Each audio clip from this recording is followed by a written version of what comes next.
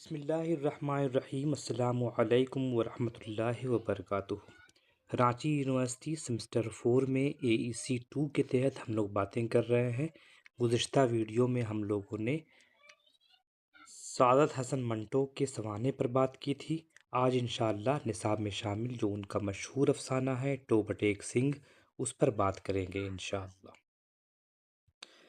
ہم جانتے ہیں کہ پریم چند کے بعد جن لوگوں نے اردو افسانہ نگاری کی روایت کو آگے بڑھایا ان میں منٹو کا نام خاصا اہمیت کا حامل ہے۔ منٹو نے جس عہد میں لکھنے کی ابتدا کی وہ ترقی پسند تحریک کا ابتدائی دور تھا اور اس تحریک کے لیے داغ پیل ڈالی جا رہی تھی۔ یوں تو منٹو نے ادبی زندگی کا آغاز ترجموں سے کیا تھا، لیکن بہت جلد وہ ترجمہ نگاری سے منحرف ہو گئے اور افسانہ نگاری کی طرف وہ مائل ہو گئے۔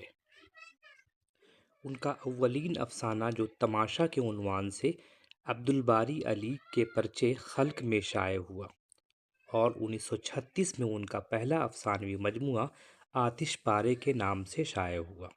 ان کے افسانوی زندگی کی بات کریں تو ان کے افسانوی زندگی کو ہم 3 ادوار میں تقسیم کر سکتے ہیں۔ پہلا دور ہے ابتدا سے لے کر 1936 تک، دوسرا دور ہے 1937 سے لے کر 1947 تک، تیسرا دور ہے 1948 سے 1955 تک۔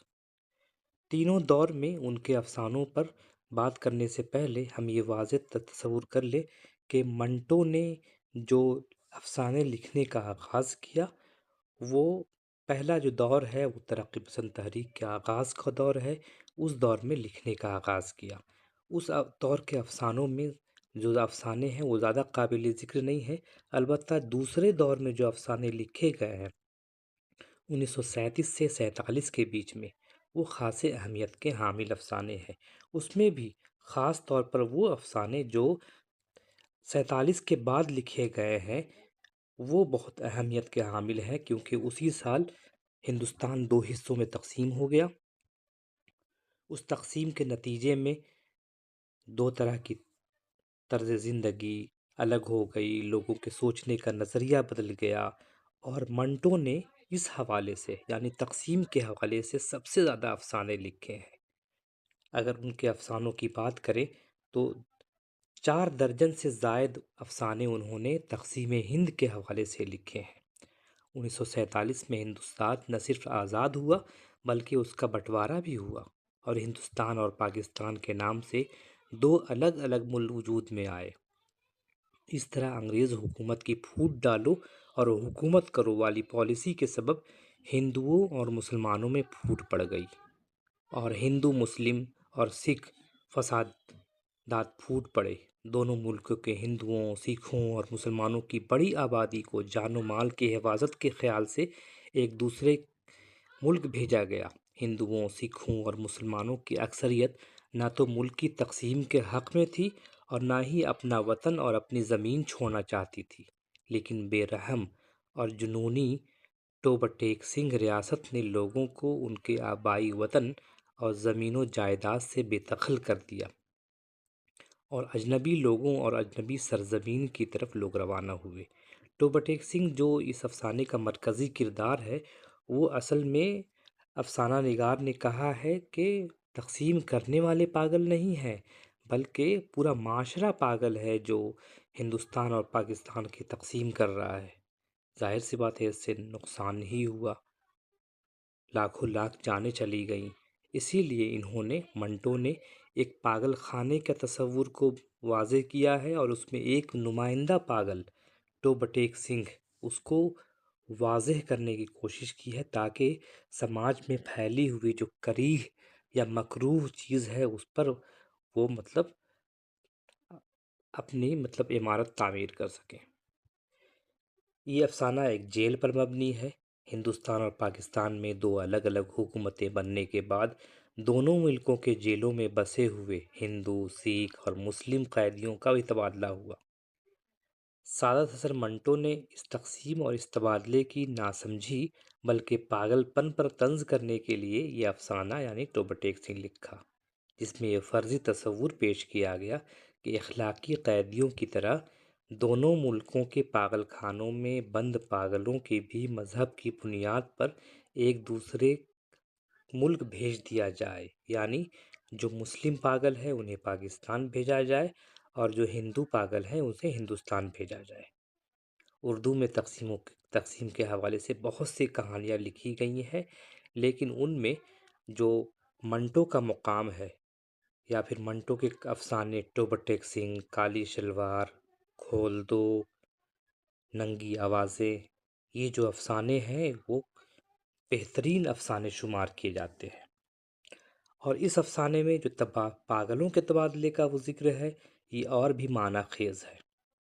اس کہانی کے ذریعے کہانی کار ہندوستان کی تقسیم کو غیر فطری قرار دیتا ہے اور کہتا ہے کہ یہ سیاسی لیڈران جو اس کام کر رہے ہیں وہ بالکل غلط کر رہے ہیں۔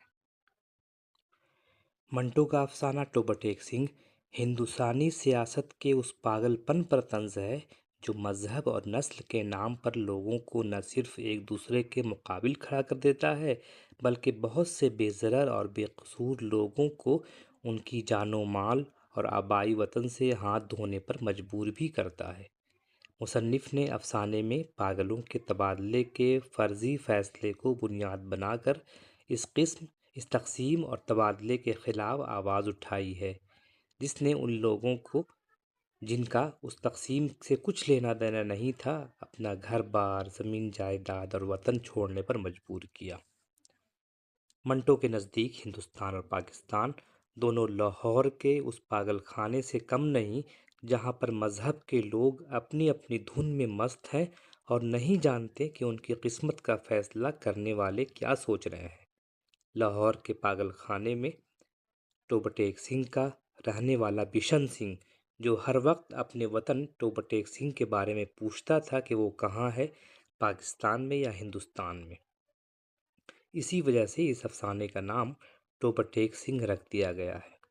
ہم یہ بھی جانتے ہیں کہ ملک کی تقسیم کے بعد دونوں ملکوں کے درمیان واگھا کی سرحد پر دونوں ملکوں نے فوجی اور دونوں کے درمیان خطہ زمین خالی چھوڑ دیا گیا تھا جسے نو مینس لینڈ کہا جاتا ہے۔ اس حصے کے دونوں طرف دونوں ملکوں کے سرحدیں خاردار تاروں سے گھری ہوئی ہیں۔ دونوں ملکوں کے قیدیوں کو یہاں لا کر ایک دوسرے کے حوالے کر دیا جاتا تھا۔ سعادت حسن منٹو نے دونوں ملکوں کے پاگلوں کو یہاں لا کر ان کا تبادلہ خیال کرتے ہوئے دکھایا ہے۔ چنانچہ جب بشن سنگھ عرف ٹوبہ ٹیک سنگھ کو بھی پاکستان سے ہندوستان منتقل کیا جانے لگا تو اس نے پوچھا کہ اس کا وطن ٹوبہ ٹیک سنگھ کہاں ہے، کیونکہ ہر آدمی کو اپنے وطن سے محبت ہوتی ہے اور وہ تو خیر پاگل ہے، اسے محبت نہیں ہے لیکن پھر بھی وہ پوچھ رہا ہے۔ جب اس سے بتایا گیا کہ وہ پاکستان میں ہے تو اس نے ہندوستان جانے سے انکار کر دیا اور اپنی سوجی ہوئی ٹانگوں کے ساتھ ایک جگہ ڈٹ پر کھڑا ہو گیا۔ افسروں نے اسے اس حال پر چھوڑ دیا۔ اس طرح پوری رات گزر گئی اور سورج نکلنے سے پہلے بشن سنگھ ایک فلک شگاف چیخ مار کر دونوں ملکوں کے درمیانی زمین پر اوندھے منہ گر پڑا، گویا وہ یہاں سے کہیں نہیں جائے گا۔ منٹو نے اس افسانے کے ذریعے یہ پیغام دیا ہے کہ دونوں ملکوں کی بے رحم سیاست نے معصوم اور بے قصور انسانوں کو ان کی مرضی اور ان کے جذبات کے خلاف بے گھری اور بے وطنی کے عذاب میں مبتلا کر دیا ہے۔ ان کی قسمت کے فیصلے اس طرح کیے گئے جیسے وہ خود اس بارے میں فیصلہ کرنے کی صلاحیت نہ رکھتے ہوں۔ آپ سے میری گزارش ہے کہ یہ افسانہ آپ ایک بار ضرور پڑھیں، کیونکہ افسانہ پڑھنے کے بعد آپ کو اندازہ ہوگا کہ اس میں کس کس طرح کے سوالات قائم ہو سکتے ہیں، یا پھر اس میں جو بیان کیا گیا ہے، جو بیانیہ ہے اس افسانے کا وہ کیا ہے۔ افسانہ پڑھنے کے بعد آپ کو بالکل اندازہ ہو جائے گا کہ افسانے میں کیا خاص بات ہے۔ البتہ یہ بات ضرور ہے کہ اس افسانے میں آپ یہ جان لیں کہ یہ تقسیم ہند کے پس منظر میں لکھا گیا افسانہ ہے۔ افسانہ پڑھیں گے آپ کو مزید چیزیں معلوم ہوں گی اور اس کا تجزیہ کرنے میں آپ کو آسانی ہوگی۔ تو آپ سے گزارش ہے کہ آپ متن ضرور پڑھا کریں۔ متن پڑھنے سے فائدہ یہ ہوتا ہے کہ آپ کو اس میں جو لفظیات استعمال ہیں، جو انداز استعمال کیا گیا ہے، جو بیانیہ ہیں، اس سے آپ کو واقفیت ہوگی، اور اس سے آپ فنکار کی اسلوب کو، ان کی زبان و بیان کو جاننے کی کوشش کریں گے۔ فی الحال اتنا کافی ہے، پھر ہم ملیں گے کسی دوسرے ویڈیو کے ساتھ، تب تک کے لیے اجازت دیجیے، خدا حافظ۔